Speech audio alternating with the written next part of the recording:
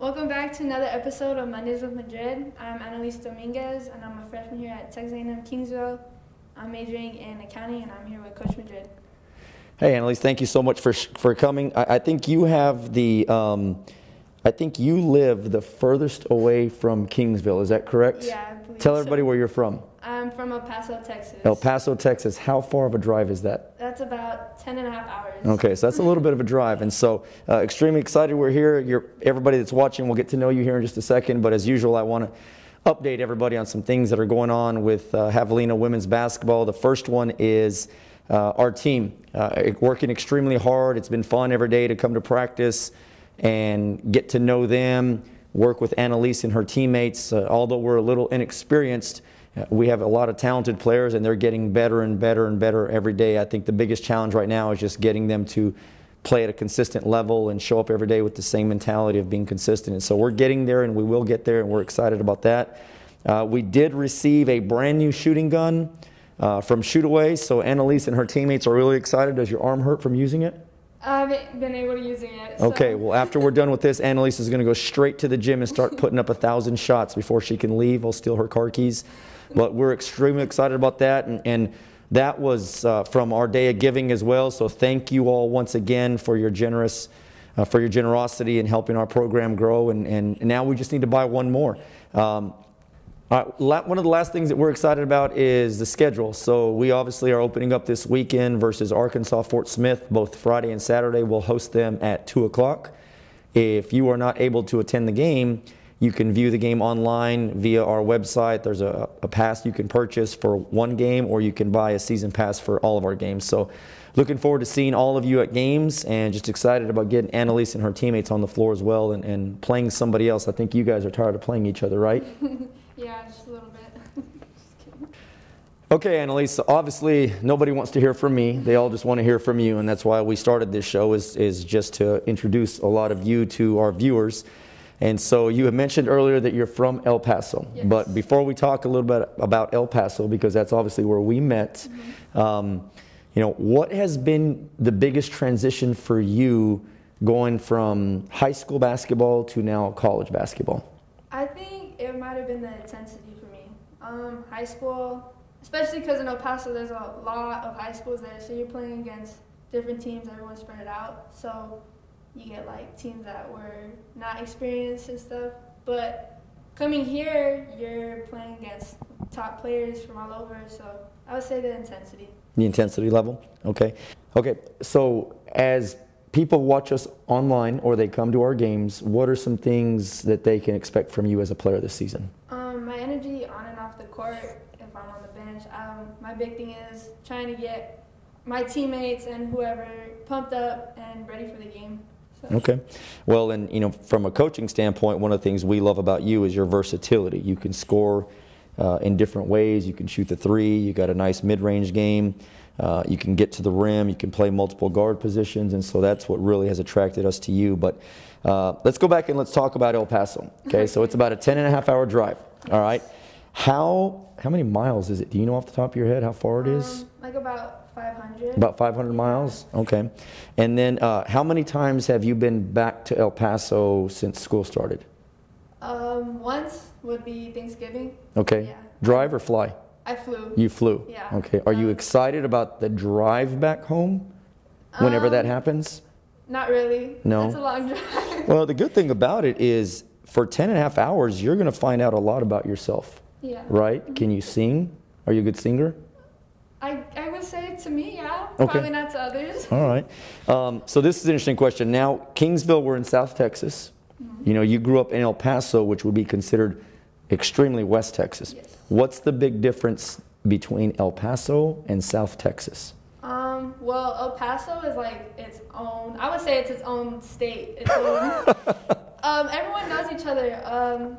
Just the environment around everyone. You have the border right there, very mixed culture. So is it here, but I feel like it's nothing like El Paso. Okay. And I would agree with you. Obviously, we lived there for 2 years, and we loved our time in El Paso, loved the people, loved the culture.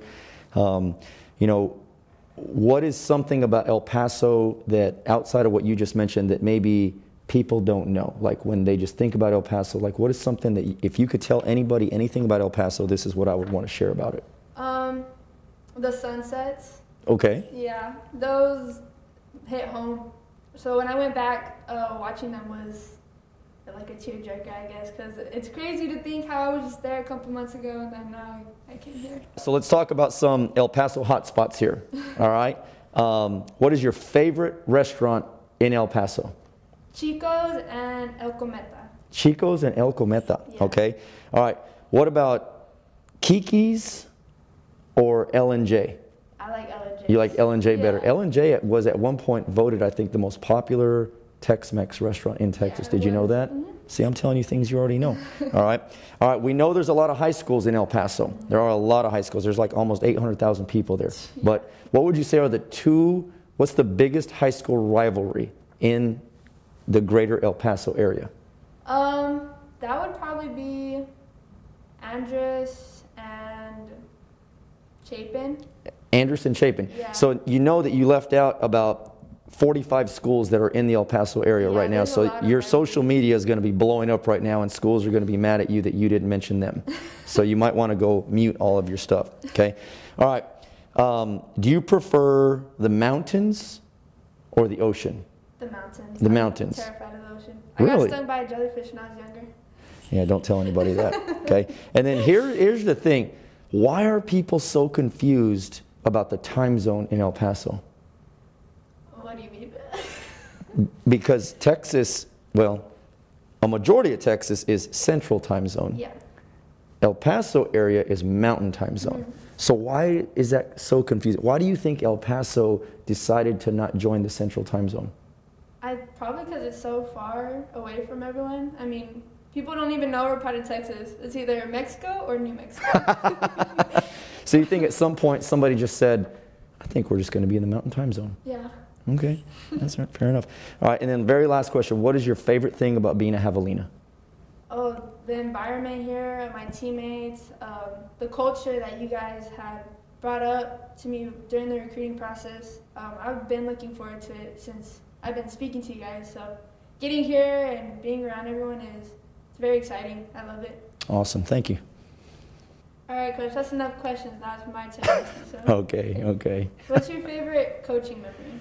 My favorite coaching memory, I guess you got to put me on the spot for that one, but I mean, there's so many. But I have to go back to when I coached high school basketball, and only for the mere reason that one year we won. We were fortunate when I coached in New Mexico high school boys to win the state championship. But what people don't realize is at one point during that year, we had lost something like 8 or 9 games in a row. I mean, we were just playing really bad. Our chemistry was really bad for whatever reason. And we somehow squeaked into the state tournament. And it was just one of those things where we just got hot at the right time and we knocked off a team. We knocked off another team, and then we got to the state championship and played a team that had beat us 3 times that year. I mean, had beat us significantly 3 times that year, and took them into overtime and won the game, and it was incredible. And you know, when I think back, there's been a lot of memories as a college coach, you know, different things like that. But that was just a deal that, you know, I think our final record that year, I actually think we had maybe had a losing record, or even like 500. We might have been 15-16 or 16-15 overall, but that's something that I'll never forget. As a matter of fact, there's a picture in my office that I carry everywhere with me of that team, because it just always reminds me of when things are going bad and your team isn't playing well, you just never know when you're just going to find that moment, and boom, here we go. And so I'll talk to you guys about that team at some point for various reasons, but yeah, without a doubt, I would say that's my best memory. Sounds fun. Okay. What was your favorite thing about El Paso when you lived there? The mountains. I absolutely loved the mountains, number one. I mean, our backyard, we could sit in our backyard. We had a great view of the Franklin Mountains, could sit out there and drink coffee. It was amazing. And the people are fantastic. Mm-hmm. You know, the people are fantastic, extremely hardworking, extremely loyal. Extremely committed, and so we miss the area, we miss the people. Anytime I tell people that we lived in El Paso, I tell them how much we miss the city of El Paso. Yeah, we'll get back there and visit sometime and see some of our friends. But again, thankful for where we are now and glad that you're here and we were able to cross paths when we were out there. Me too, me too. What's your game day routine? Game day routine, so that's a little interesting. So obviously as a team, we'll have a game day shoot around, scatter report, things like that. I like to go home, relax, figure out what I'm going to wear for the game. I like to eat something, which is really strange because Sammy gets mad at me all the time because she wants me to eat healthy, but I whip through a drive-through sometimes and pick something up. If we play at 5 o'clock, for instance, I like to get to the gym at 3, sit in the office and watch some film, go back through our scouting report, just kind of relax a little bit, and just get ready to go. And more than anything else, I would say it's just more anxiousness. I just want to get on the floor and see you guys play to the best of your ability and stand on the sidelines and watch you guys play. Okay. Last question. Okay. Hope this one's good. It is. What is it like coaching next to Coach Weaver? It's incredible. You know, the funny thing, and I don't think a lot of people know this, but I coached Coach Weaver. And, you know, when you guys get angry at me and you're like, oh, Coach Madrid, I can promise you, walk over to Coach Weaver and say, did you feel this exact same way? Because Coach Weaver will tell you this story.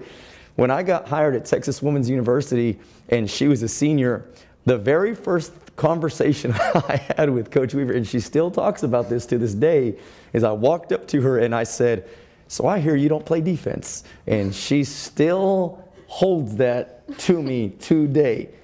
She still doesn't play defense, but that's a whole nother story. But she could score. She could score. But, you know, the thing about Coach Weaver is she knows me really well. She knows the type of players that can play for me, can play for us. She knows the type of players we want within our system. You know, a lot of times she knows what I'm thinking in terms of X's and O's and things like that. So it's really good to have somebody that you've coached, that has coached with you. She's been a head coach. She was actually at UTEP with us as well. And so, you know, she's going to be a really good head coach when she decides to do that. And we're going to miss her. But for right now, you guys need to soak up everything that you can from her because, and every once in a while, get her out there and shoot some threes because she'll talk some trash to you. Oh, I've seen it with Janessa. And get out there and challenge her to some shots and things like that. Because here's the thing, the older you get, the better you were. You know what I mean? And so she's kind of at that age now where she thinks she's really good, but she really wasn't that good. And so, yeah, it's been fun, and hopefully she doesn't see this, and we'll go from there, all right? Okay. That's all the questions I have for you, Coach. Okay. And tune in next week. Go Habs. Go Habs.